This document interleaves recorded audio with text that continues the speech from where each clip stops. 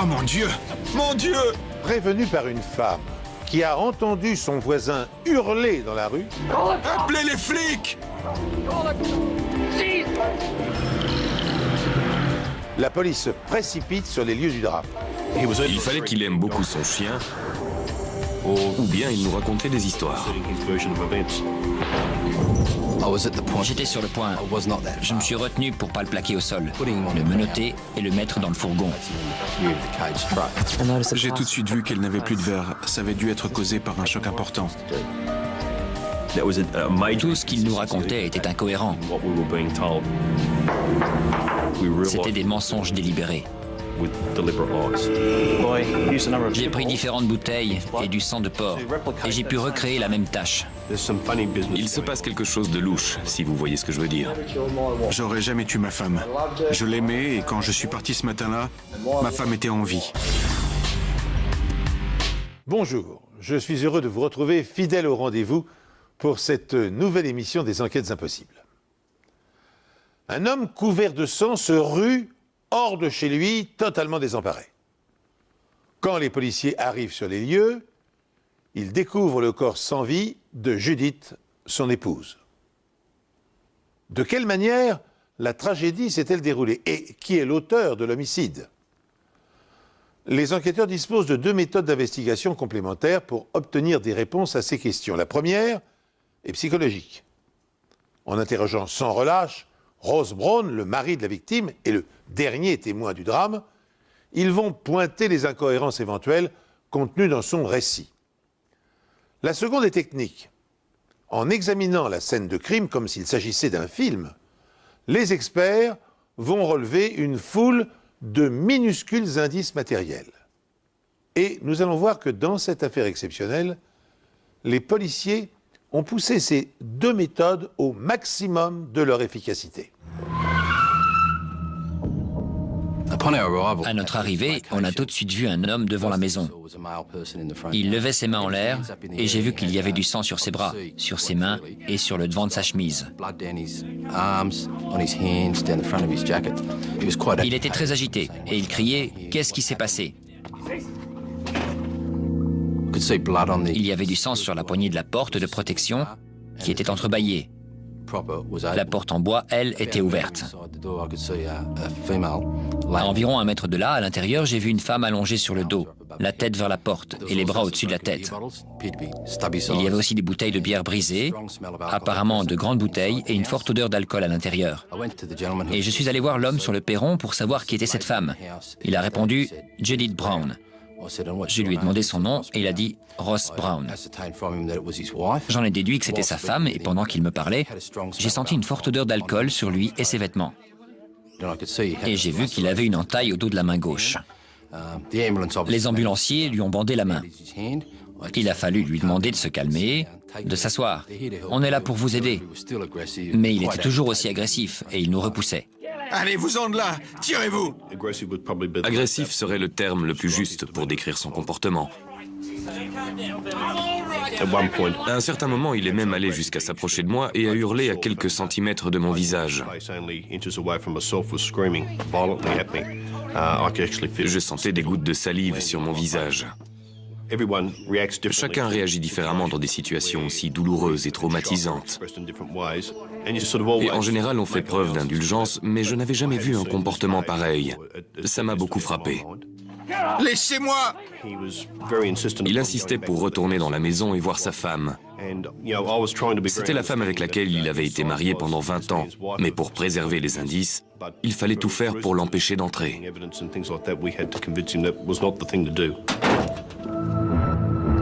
Judith Brown était allongée sur le dos dans son vestibule. Elle avait de graves blessures à la tête et il y avait des éclaboussures de sang sur le bas du mur. On peut en conclure qu'elle était par terre quand elle a été atteinte. Près du corps, il y avait un jeu de clés, des lunettes de vue et les goulots de 2 bouteilles de bière. Sur le muret en briques qui séparait le salon du vestibule, il y avait une tache de sang circulaire qui paraissait avoir été laissée par un culot de bouteille de bière. Il était évident qu'elle avait été frappée par un objet lourd. En dehors des bouteilles, il n'y avait rien qui aurait pu permettre de la frapper comme ça. Les bouteilles avaient donc servi à frapper la victime, ou bien l'agresseur avait emporté l'objet dont il s'était servi. Je me rappelle qu'il y avait des traces de pas ensanglantés, mais aussi de pattes de chien sur la moquette et sur le carrelage. On trouve également des traces de pas dans la chambre où les tiroirs et la penderie ont été fouillés. On a tout de suite pensé à un cambriolage, mais ce n'était pas le cas. Les vêtements ont été saisis en paquets, sortis de la penderie et jetés par terre. Les cintres étaient alignés. On ne les avait donc pas fouillés. On avait sorti des vêtements des tiroirs pour les poser en paquets sur le lit. Ça n'avait rien à voir avec le désordre qu'on constate après le passage de cambrioleurs qui jettent tout n'importe comment. Rien d'autre n'avait été déplacé.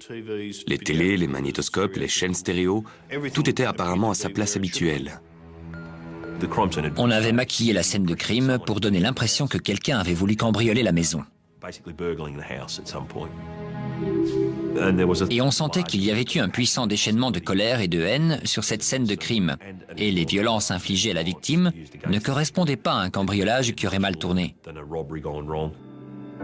On a aussi trouvé un morceau de céramique dans l'entrée de la chambre, collé sur la moquette par du sang. Il était très coloré d'un côté, et de l'autre, il était ébréché. Il était taché de sang, et il se trouvait non loin du corps. On ne voyait pas du tout d'où il pouvait venir, et bien sûr, on s'est dit que c'était peut-être un fragment de l'arme du crime. Et est-ce cette arme qui a endommagé la montre de Judith Brown? Il n'y avait plus de verre, alors on pouvait en conclure qu'elle avait été cassée pendant l'agression. Et cette montre, je m'en souviens très bien. Elle indiquait 9h14 minutes et 28 secondes. Même la trotteuse s'était arrêtée. Dehors, Ross Brown est toujours aussi agité. Je le voyais. Il était là. Il était couvert de sang. Il pouvait s'agir d'un crime conjugal. C'était suspect. Mais il y était peut-être pour rien, et alors, cet homme était, lui aussi, une victime. On lui a expliqué que s'il voulait qu'on retrouve le coupable, il devait absolument nous aider dans notre enquête. Le meilleur moyen pour le faire était de nous suivre au commissariat. Êtes-vous impliqué dans la mort de Judith? Vous voulez rien. Je dois vous le demander. Vous voulez rien. Non. Les enquêteurs notent aussitôt que la scène de crime semble avoir été maquillée en cambriolage. Car les objets de valeur contenus dans la maison n'ont pas disparu. Et le linge a été sorti en pile des tiroirs sans être froissé ou dispersé. Il relève aussi des bris de bouteilles de bière, une tache de sang circulaire et un morceau de céramique qui peut faire partie de l'objet contondant ayant servi à frapper la victime.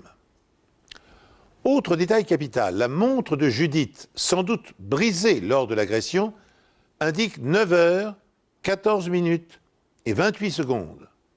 S'agit-il de l'heure du crime à la seconde près? Ross Brown, qui est à la fois témoin et suspect, est convoqué au commissariat par l'inspecteur Fox pour interrogatoire. S'engage alors une conversation sous haute tension. Vous n'êtes pas obligé de parler, mais si tel est votre souhait, tout ce que vous direz sera enregistré et pourra être retenu contre vous. Vous comprenez? J'ai rien à cacher. D'accord. Je suis arrivé à 16h20 et vous confirmez qu'à ce moment-là, vous étiez très contrarié? Tout à fait. Vous aviez également l'air très fâché, vous le confirmez? Oui. Et vous déchargiez une bonne partie de votre colère sur... Tous ceux qui étaient autour de moi. J'ai interrogé Ross sur les événements de la journée, ses déplacements et bien sûr ceux de sa femme Judith. Ross nous a dit que c'était une journée comme toutes les autres. Après les préparatifs normaux de la matinée, leurs 3 enfants sont partis à l'école et Ross s'est retrouvé seul avec sa femme Judith. Je vous ai demandé à quelle heure vous avez quitté Judith et vous avez répondu à 9h ce matin. Oui, vers 9h. C'est ça, vers 9h. Vous avez alors décidé d'aller promener votre chien. J'ai fait la vaisselle comme d'habitude, j'ai passé le balai, j'ai fait les lits, j'ai passé l'aspirateur, j'ai fait les poussières, parce que ma femme travaille et pas moi. De quoi avez-vous parlé avec elle avant de partir? Je lui ai dit que je ne serais pas là l'après-midi parce que je devais emmener mon fils à l'entraînement de football. À quelle heure part-elle travailler? À 15, à 20. Vous êtes sorti avant qu'elle parte au travail? Où êtes-vous allé? J'ai emmené mon chien sur la plage. Sur quelle plage l'avez-vous emmené? La plage du coin. Je savais déjà que ce jour-là, il y avait beaucoup de vent. Il faisait vraiment très froid et il pleuvait par intermittence. Pour passer entre 1 heure et 1 heure et demie sur la plage avec son chien par ce temps, il fallait qu'il aime beaucoup son chien, ou bien il nous racontait des histoires. Il a promené son chien pendant 1 heure ou 1h30 avant d'aller au pub d'Anna Bay, aux alentours de 10h30. Vous avez passé combien de temps au pub? 2 ou 3 heures. Combien de verres avez-vous pris ce jour-là au pub? 5 ou 6 demi environ. Je suis allé au bottle shop et j'ai acheté 2 grandes canettes de bière.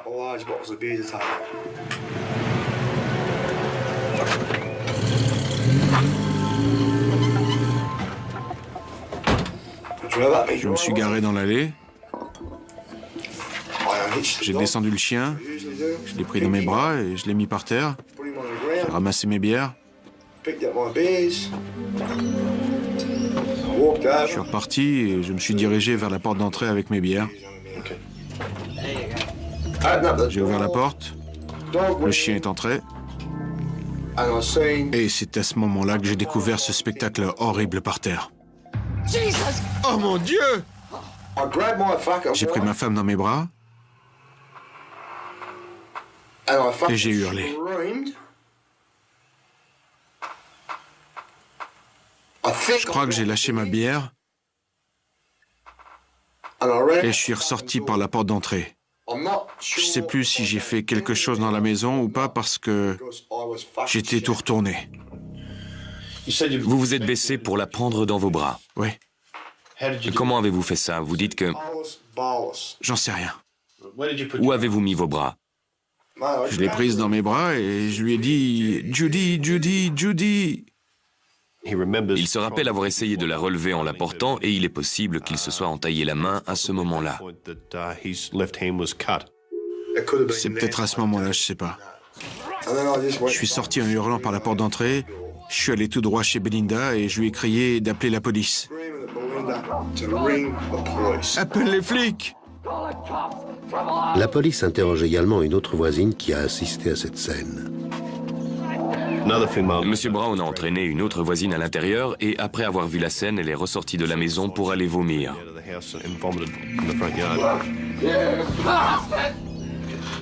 Comment vous sentez-vous? J'en ai ras-le-bol. Ras-le-bol de quoi? De tout ce tralala. J'avais une femme. Je sais pas ce qui lui est arrivé. On m'annonce qu'elle est plus en vie. Comment est-ce que vous vous sentiriez? Ça vous contrarierait pas? C'est ce que je veux savoir, ce que vous ressentez. Je suis très, très en colère. On ne savait toujours pas si c'était l'agresseur ou si c'était un mari choqué et en colère qui cherchait d'une façon ou d'une autre à se soulager. Il n'est pas toujours facile de s'adresser à quelqu'un dans cet état, mais on lui a expliqué qu'il était essentiel pour nous d'avoir une idée de ce qui était arrivé. Comment ça se passait entre Judith et vous? Vous vous disputiez souvent? Vous ne vous êtes pas disputé hier soir ou ce matin? Quand vous vous disputiez avec Judith, c'était à quel sujet? Je suis avec cette femme depuis 20 ans. Probablement pour les trucs habituels de tous les jours. L'argent est généralement à l'origine de la plupart des disputes. C'était une cause de dispute dans votre famille? Si je disais qu'on se disputait jamais à ce sujet, je serais un menteur. Elle vous reprochait de boire ou autre chose? Non. Judith pensait que vous buviez trop? Avez-vous déjà frappé Judith pendant une dispute? Non, A-t-elle déjà voulu porter plainte contre vous pour ça? non, non, non. Rien de tout ça. Non. Ma dernière question sera sans doute la plus difficile. Êtes-vous impliqué dans la mort de Judith? Vous voulez Réa? Je dois vous le demander. Vous voulez Réa? Non, L'avez-vous frappé aujourd'hui? non, Rien de tout ça. non.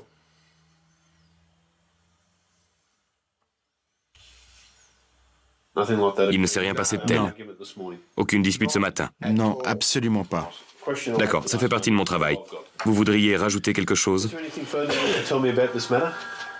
Non, rien du tout. Ross Brown a donné sa version des événements à la police. A-t-il omis de mentionner certains détails? En a-t-il falsifié d'autres? Ou, s'il est l'auteur du meurtre, s'est-il forgé un alibi? S'il n'a pas menti, et si l'on tient compte de l'heure indiquée par l'amant de Judith, le crime s'est produit quelques minutes seulement après son départ de la maison quand il était sorti promener son chien sur la plage. Pour mettre en corrélation les éléments contenus dans le récit et les faits réels, les policiers retournent sur les lieux pour récolter davantage d'indices. Il y avait des empreintes de pattes et de chaussures ensanglantées dans presque toutes les pièces de la maison. La plupart étaient très nettes, mais d'autres étaient invisibles à l'œil nu. J'ai fait apparaître les traces de sang qui n'étaient pas très nettes en utilisant un produit chimique. J'ai utilisé du violet de gentiane. J'ai identifié des traces de chaussures ensanglantées qui appartenaient à Ross Brown. Et chose intéressante, les petites traces de sang dans la salle de séjour avaient été laissées par le chien, Floyd. Floyd a traversé le salon pour aller jusqu'à la cuisine et il est ressorti par la porte du garage. À côté de cette porte, la police retrouve des traces de pas de Ross Brown. À côté de ces empreintes, il y avait des gouttes de sang, et l'analyse ADN a révélé que c'était en fait le sang de Ross Brown. Elle menait à la porte coulissante que le chien avait apparemment empruntée pour sortir, et il y avait aussi du sang de Ross autour de la chaîne de sûreté. Pendant l'interrogatoire, Ross Brown ne m'en avait pas parlé. Retrouver ses empreintes et son sang sur la scène du crime n'a rien de surprenant. En revanche, l'endroit où elles sont localisées l'est davantage. Le fait que Ross Brown ait marché dans le sang de sa femme et soit allé dans la chambre qui avait été mise sans dessus-dessous nous intéressait. Les traces de pas indiquent qu'il n'y a pas eu un seul aller-retour, mais deux. Il a marché dans le sang. Il est entré dans la chambre. Il en est ressorti. Il a encore marché dans le sang. Il est retourné ailleurs dans la chambre et il est ressorti. Ce sont les traces d'une personne très calme, et pas du tout celles d'une personne normalement prise de panique. Plus intéressant encore, Ross Brown a ensuite marché dans le sang de sa femme pour aller jusqu'à cette porte. Il l'a ouverte et apparemment, il a laissé le chien sortir. Ça ne correspond pas au comportement d'une personne qui trouve sa femme baignant dans une mare de sang et qui réclame des secours.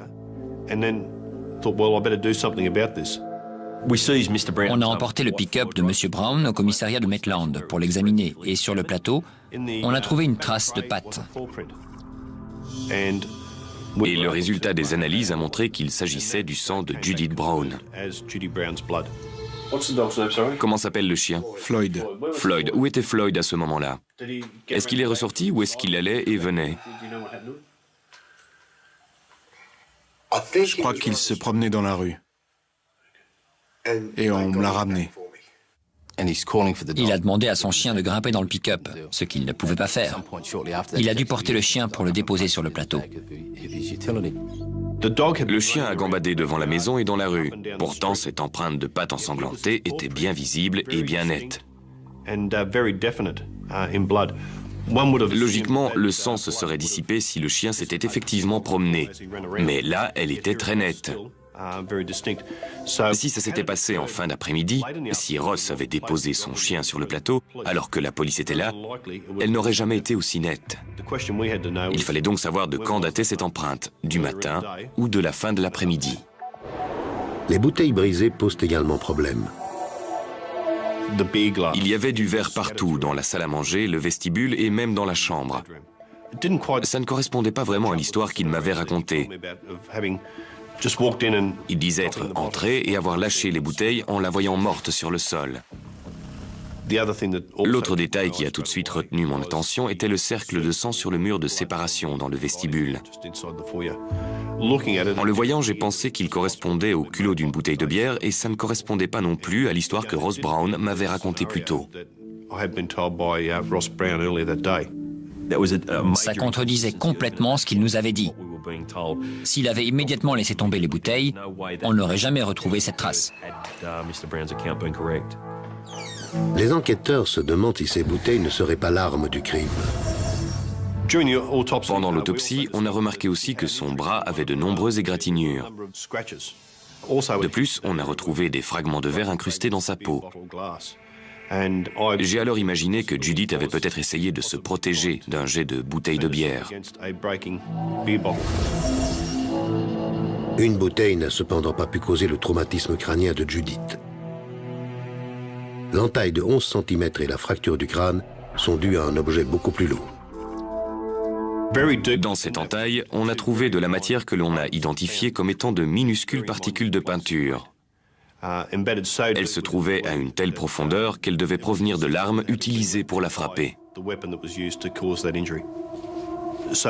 On a alors demandé à des membres de sa famille et des amis s'ils pouvaient nous aider, s'ils voyaient un objet dans le vestibule pouvant servir d'arme.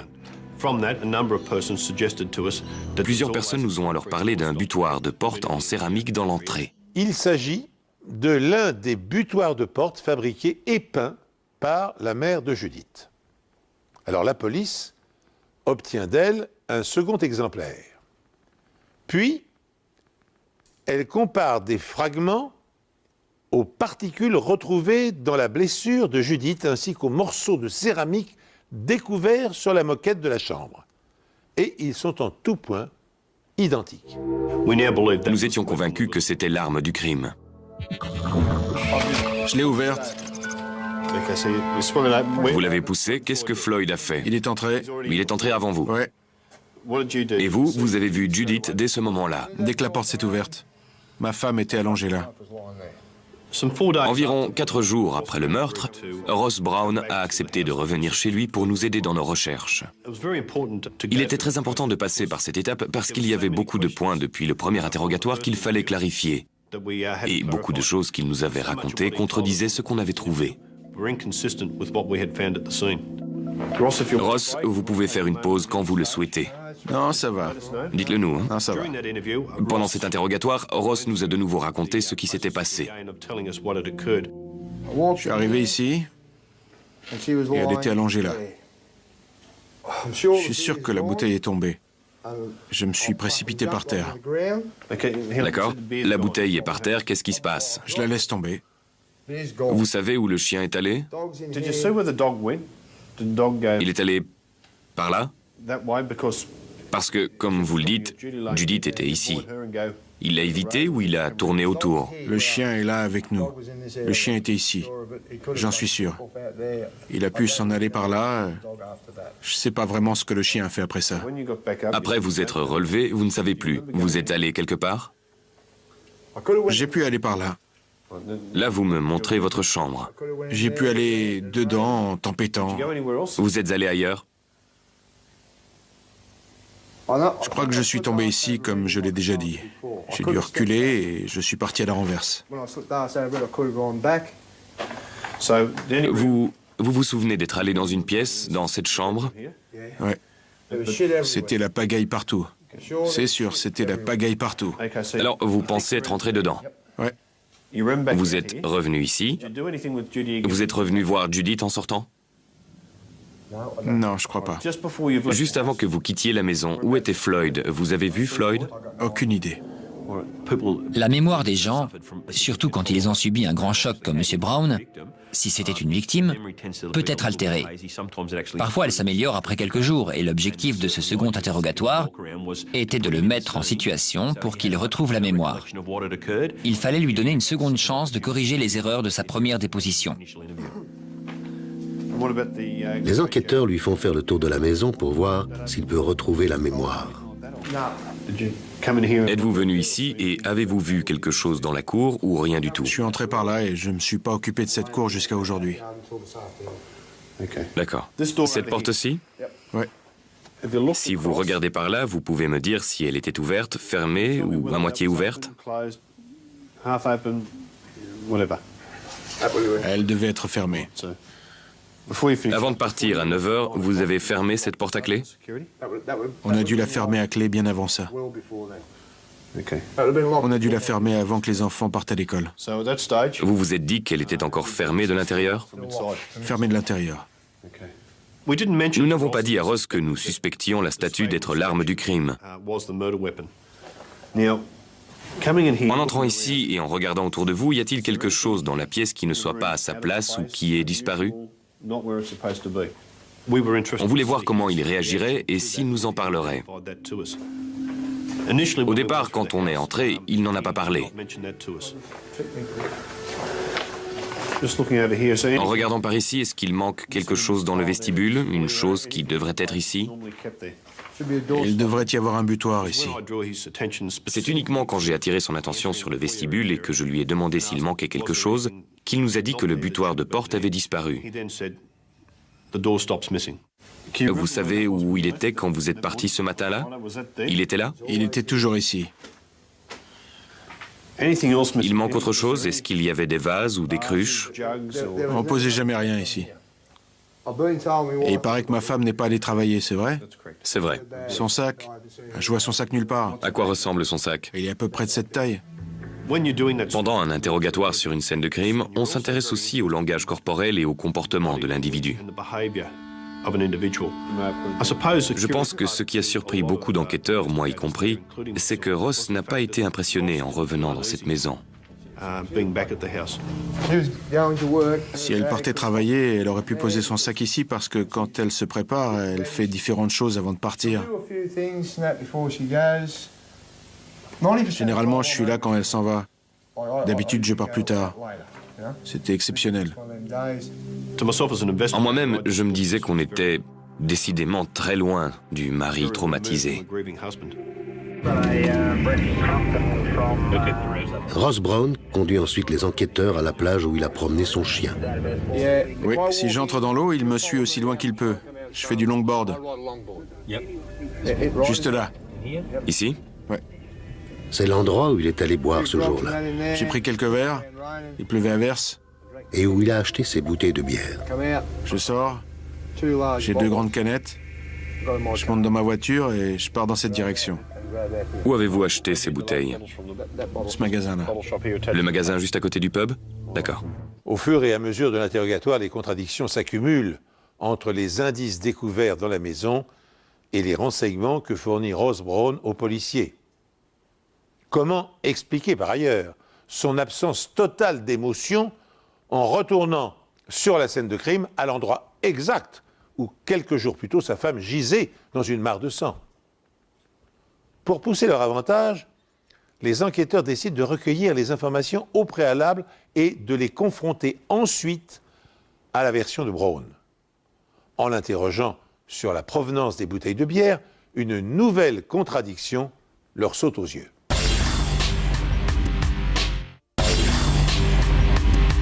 Ross a dit être arrivé au pub aux environs de 10h30 ce jour-là. Il y passait normalement 1 heure ou 2, tout au plus. Ce jour-là, il y a passé près de 4 heures. Et au lieu de boire 3 ou 4 demi, la vidéosurveillance a montré qu'il avait bu au total 12 demi. La quantité d'alcool qu'il a consommé nous intéressait car il nous a dit, comme d'autres personnes, qu'il devait emmener son fils à l'entraînement de football à plus d'1 heure de route de là. Un homme qui doit faire ça et qui boit autant d'alcool, je ne crois pas qu'il ait réellement eu l'intention de faire autre chose que de rentrer chez lui. Pourtant, l'enregistrement montre, et plusieurs personnes le confirment, que la main de Ross n'est pas encore entaillée. Cela s'est donc produit lorsqu'il est rentré chez lui, sans doute avec ses 2 canettes de bière. Les enquêteurs se sont procuré les tickets de caisse du magasin datés de cette journée. Aucun ticket de caisse ne faisait apparaître un achat isolé de 2 canettes de Tooheys à long col ce jour-là, pas un seul. Et plus important encore, à aucun moment on ne voit apparaître ce jour-là Ross Brown sur la vidéosurveillance du magasin. Dans le cas où la mémoire de Brown serait défaillante et où il se serait approvisionné en bière dans un autre magasin, les policiers poursuivent leurs investigations. Mais aucun ticket de caisse, ni aucun enregistrement vidéo d'une quelconque boutique ne viennent confirmer sa version. Tout ce qu'il nous racontait était incohérent. C'était des mensonges délibérés. La question est, si Ross Brown a tué sa femme, quel était son mobile? Vous avez la même heure? Ouais, Vous êtes rentré à peu près à quelle heure? aux alentours de 2 heures. Ça peut être avant ou après, je sais pas exactement. Je n'ai pas vraiment vérifié, mais je crois qu'on a appelé l'ambulance et la police aux environs de 15 heures. Ça vous donne une idée de l'heure qu'il était? Il était peut-être 2h30. Il pouvait même être 3h moins 20.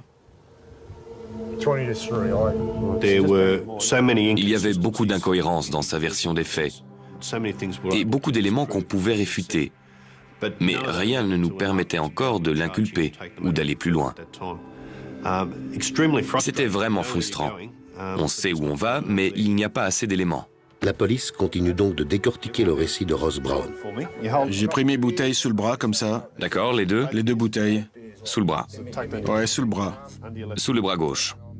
Même s'ils savent qu'il n'a pas acheté ces canettes, ils doivent vérifier si le verre éparpillé sur la scène du crime peut se répandre comme il le prétend.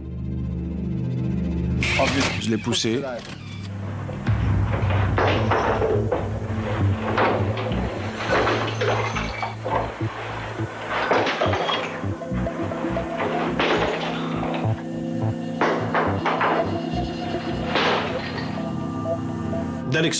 Cette expérience a montré que même si de minuscules morceaux de verre ont pu être projetés à une certaine distance, ça n'expliquait pas un tel éparpillement.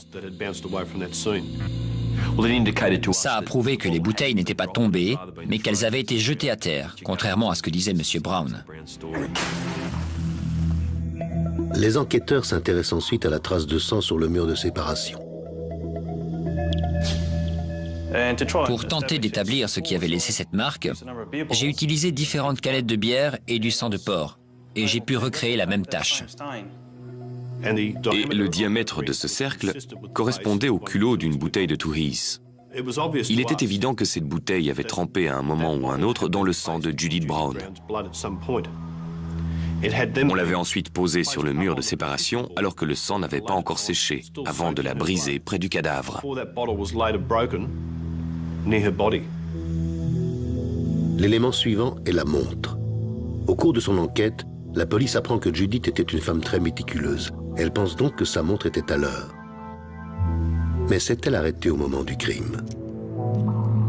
J'ai tout de suite vu qu'elle n'avait plus de verre. Ça avait dû être causé par un choc important. Les aiguilles étaient dans l'axe du remontoir. Elles indiquaient 9h14 et 28 secondes. Je l'ai retourné, j'ai démonté l'arrière et enlevé la pile. Il y avait du sang à l'intérieur de la montre, sur la platine, le circuit et les contacts. J'en ai conclu que la pile et le mécanisme de la montre se sont arrêtés au contact du sang. L'heure de 9h14 était très précise. Elle s'apprêtait à partir travailler quand c'est arrivé. Même si Ross apparaissait de plus en plus suspect, on n'avait pas de mobile. Le début de l'enquête avait montré que c'était un couple heureux. Alors, s'il avait fait ça, on voulait savoir pourquoi. Qu'est-ce qui a pu le pousser à se déchaîner de la sorte et être aussi violent avec sa femme? Quand vous êtes à court d'argent, elle accepte de vous en prêter? Si ça arrive, elle me demande combien je veux. Pendant des mois, on a étudié la situation financière de cette famille. Et tout à coup, on a pu s'en faire une idée claire. On a découvert qu'ils avaient placé une forte somme d'argent sous la forme d'un dépôt à terme. Ce dépôt était uniquement au nom de Judith. Sa famille nous a dit que Ross était un panier percé et que Judith devait par conséquent veiller sur l'argent de la famille. J'aime jouer aux courses et boire quelques bières. Mais le couple dispose d'un compte commun. 6 semaines avant le meurtre de Judith, le solde était de 7 600 €. On peut miser 20 € et jouer sur toutes les courses de Sydney. Le 1er juin, la veille du meurtre, Ross Brown a retiré la totalité de l'argent de ce compte. Il ne disposait d'aucune réserve d'argent, en dehors du dépôt à terme au nom de Judith. Le même jour, Ross Brown contacte sa banque. Il veut savoir de quelle manière il peut transférer le dépôt à terme sur le compte commun. L'employé lui répond que, pour ce faire, il doit obtenir l'autorisation écrite de sa femme. Quand l'employé lui a demandé pourquoi il voulait faire ça, Ross a dit « Il se passe quelque chose de louche, si vous voyez ce que je veux dire ». C'était encore quelque chose dont il ne nous avait pas parlé pendant son interrogatoire. Maintenant que l'argent semble être un mobile plausible, Ross Brown est à nouveau interrogé. Pourquoi avez-vous demandé le 1er juin, la veille du décès de votre femme, comment mettre cet argent aux 2 noms? C'était juste une question. Est-ce que c'était possible? Avez-vous déclaré que c'était parce qu'il se passe des choses louches, si vous voyez ce que je veux dire? C'est possible. Pourquoi avez-vous fait ce genre de commentaire? Vous savez, tout le monde a des jours sans.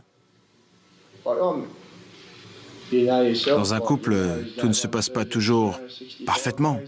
J'étais peut-être mal luné ce jour-là. Quelles étaient ces choses louches qui se passaient? Elle m'en voulait un peu d'être rentré en retard et on a eu quelques mots, mais rien de grave. On s'est pas battu, rien de tout ça. Vous dites que vous vous êtes disputé le 1er juin. Non, pas du tout. Nos disputes duraient 10 secondes. Comment a commencé cette dispute? Eh bien, je suis rentré du pub et elle m'a dit « T'es encore en retard » et blablabla. Vous vous êtes encore disputé avec elle vendredi matin? Non, Avant votre départ? non. J'ai embrassé ma femme le matin avant de partir, j'en suis sûr. J'aimais ma femme. Oui. Et j'ai l'impression que vous essayez de me faire dire que j'ai tué ma femme.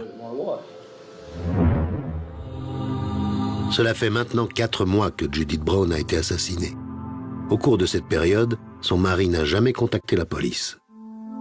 On ne parle pas du vol de votre voiture ou du cambriolage de votre maison, mais du meurtre de votre femme, la femme que vous aimiez. Ouais. Vous ne trouvez pas curieux de ne pas avoir cherché à savoir où en était l'enquête? Non, pas du tout. Avec méthode et une infinie patience, les enquêteurs ont réuni au cours des 4 derniers mois un ensemble impressionnant de preuves indirectes à l'encontre de Ross Brown. L'heure est dès lors venue de les lui présenter et de le confondre. L'assassin présumé va-t-il céder à la pression et faire des aveux? Ou va-t-il persister à nier l'évidence et obliger les policiers à étayer encore leur dossier avant de le transmettre au procureur? Le jour où nous l'avons trouvée, elle portait une montre. Je vais vous montrer une photo de la montre. Elle indique 9h14 minutes et 28 secondes. On pense que la montre s'est cassée au moment du meurtre. Sans doute qu'elle a levé le bras pour se défendre. À un moment ou à un autre, elle a été frappée pendant cette altercation. J'essaie de déterminer l'heure à laquelle vous êtes parti. Il devait être 9h ou 9h10, ce qui est très proche de l'heure du meurtre. Ouais, je comprends où vous voulez en venir. Et évidemment, ça laisse très peu de temps à une autre personne pour entrer dans la maison et agresser Judith. Vous êtes d'accord? Tout à fait. Vous avez quelque chose à dire à ce sujet? Non, rien du tout. D'après nos observations, on pense que Floyd a marché dans le sang et s'est promené dans la maison avant d'atteindre cette porte. La porte coulissante. C'est ça. Vous dites l'avoir refermée, vous vous en souvenez? Ce matin-là, ouais. En plus de ces traces de pas, on a trouvé des empreintes correspondant à vos chaussures et au sang de Judith.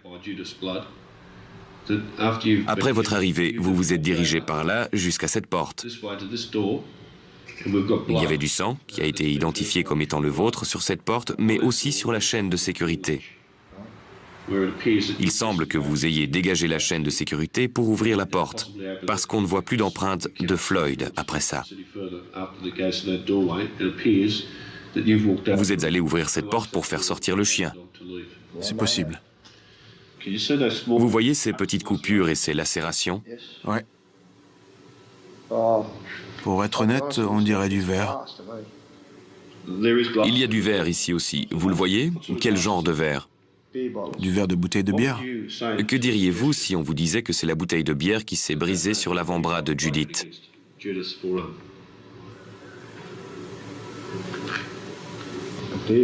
La bouteille qui s'est brisée sur l'avant-bras de Judith? Ouais, c'est une possibilité.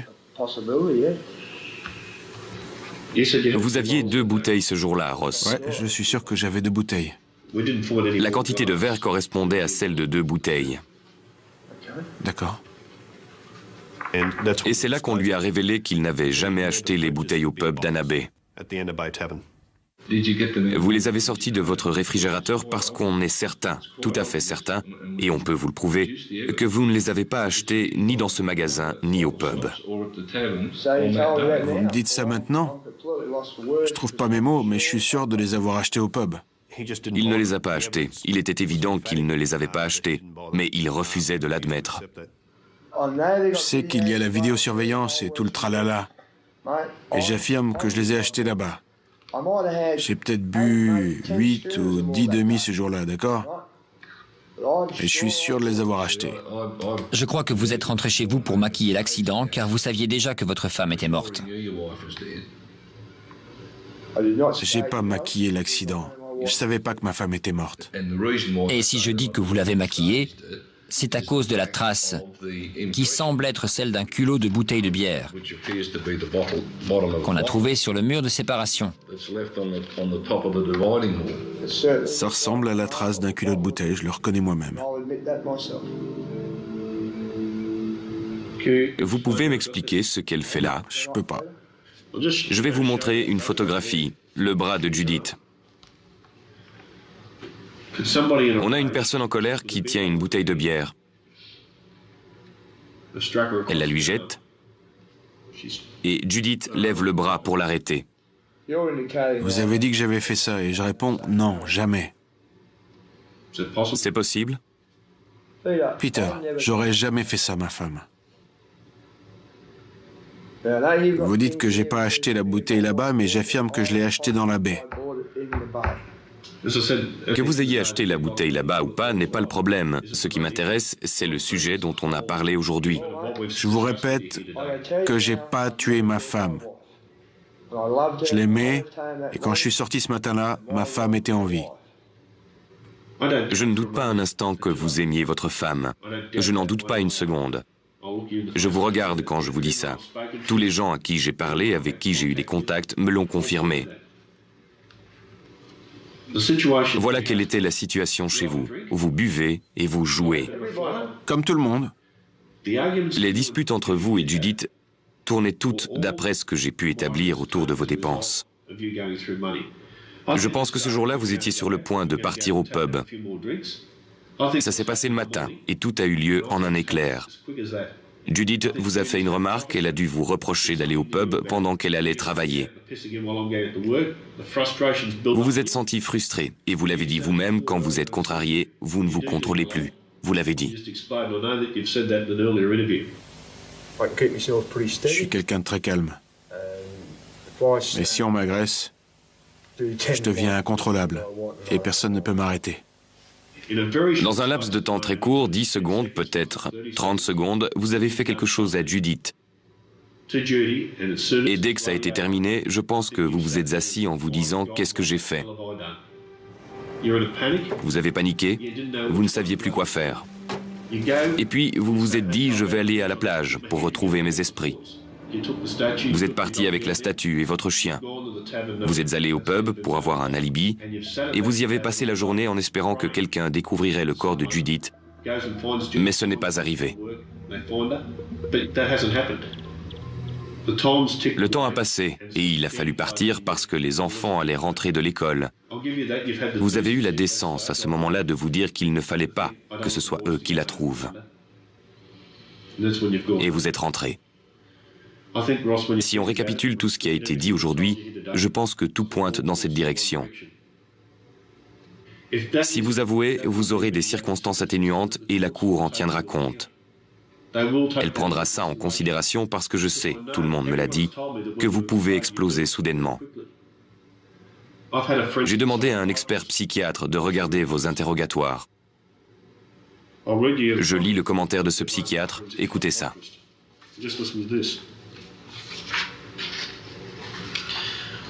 Il semblerait que le meurtre soit survenu lors d'un déchaînement de colère engendré par une interdiction ou une remarque humiliante adressée à ce moment-là. Cela suffirait à un individu comme Ross Brown pour perdre son sang-froid et se comporter de manière impulsive et violente. Rien n'indique qu'il y ait eu une lutte prolongée.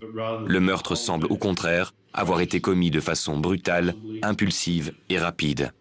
Je peux dire quelque chose ? Je suis sûr à 100% d'avoir acheté la bière au pub d'Annabé. Et tant que je resterai assis là et en vie, sur la tête de mon père, j'ai pas tué ma femme. Je suis désolé, Peter. Inutile de vous excuser. Je veux seulement savoir ce qui s'est passé. Le plus frustrant, c'est quand il est sorti du commissariat après l'interrogatoire. On sait qu'on peut prouver tous ces mensonges, mais il manque un dernier élément pour l'inculper. Eh bien, confronté à l'évidence, Ross Brown persiste à nier son implication dans le meurtre de sa femme. Les policiers vont-ils devoir se résoudre à transmettre au procureur les conclusions de leur enquête en l'état, en prenant le risque que le jury accorde au prévenu le doute raisonnable? Par chance, 1 an après le meurtre, un élément déterminant leur épargne de faire ce choix difficile. J'ai été contacté par une conseillère municipale de Nelson Bay qui a travaillé pendant longtemps avec un de nos témoins. Ce témoin était en fait la femme que Ross Brown avait entraînée de force l'après-midi du meurtre de sa femme sur la scène du crime. Elle m'a raconté qu'elle était chez elle le matin du meurtre et qu'elle a entendu des éclats de voix provenant de chez les Brown. Même si elle n'a pas pu identifier la voix de Judith pendant la dispute, elle était certaine que l'une des voix était celle de Ross.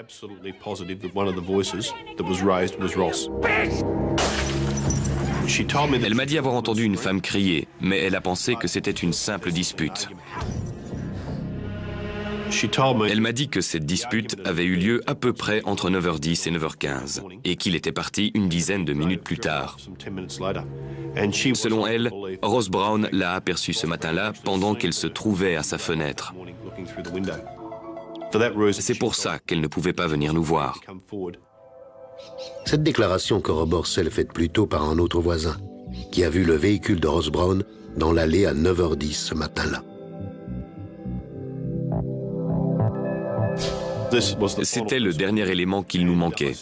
Je me suis assis et j'ai examiné tout ce qu'on avait rassemblé pendant les 18 derniers mois. J'ai alors estimé qu'il y avait assez de preuves pour inculper Ross Brown du meurtre de sa femme. Après un procès qui dure 5 semaines, le jury déclare Ross Brown coupable du meurtre de sa femme. Le juge le condamne à une peine de 18 ans de prison avec la possibilité de bénéficier d'une libération conditionnelle à partir de l'an 2017. Le butoir en céramique utilisé pour frapper Judith à mort n'a jamais été retrouvé. Sans doute est-il toujours enfoui quelque part dans les dunes d'Annabé. Ainsi s'achève cette émission. Merci de l'avoir suivi. Je vous donne rendez-vous bientôt sur cette antenne pour un nouvel épisode des Enquêtes impossibles, cette série qui vous dévoile les secrets de la police scientifique.